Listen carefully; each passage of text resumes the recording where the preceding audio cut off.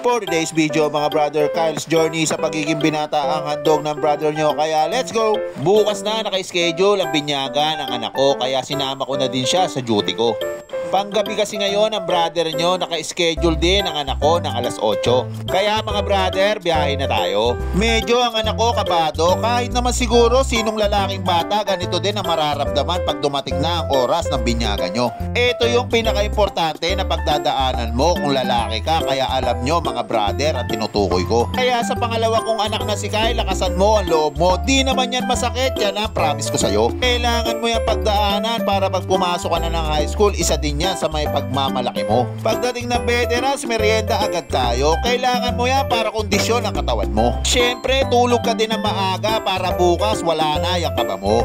Dumating na ang araw ng binyag ng anak ko, pero syempre punta muna tayo ng kantin para makapag-almusal muna tayo. Medyo di na daw siya kinakabahan, sabi ng anak ko, pero ramdam pa din ng brother nyo ang kaba, kaya lagi pinapalakas ang loob nito. Tara mga brother, almusal muna tayo. Heavy meal agad na pinakain ko para kondisyon na kondisyon talaga ang anak ko. Pagtapos namin kumain, diretso operating room na tayo. Dito naka-schedule ang binyagan ng anak ko, sakto alas 8. Paglabas mo dyan Kyle, binata na ang tawag sa'yo. Dito ko naramdam na bumalik ang kaba mo, pero andito si Papa laging nakasuporta sa'yo.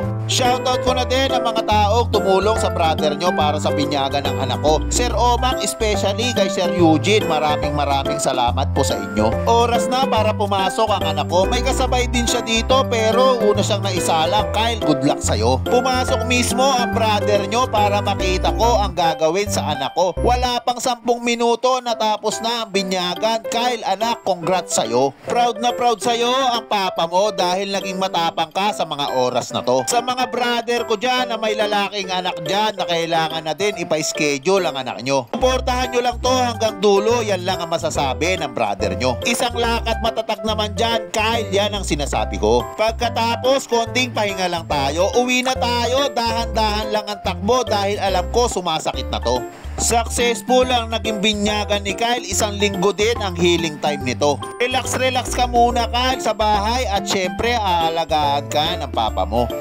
Maraming salamat sa mga taong tumulong sa brother nyo at sa muli maraming salamat ulit sa inyo. Meron pa akong isang anak na lalaki kaya siguradong babalik ulit ang pakiramdam ko na to. May halong kaba at syempre masaya ang nararamdaman ng brother nyo. Kyle, binata ka na, congrats ulit sa'yo. Kaya hanggang dito na lang mga brother.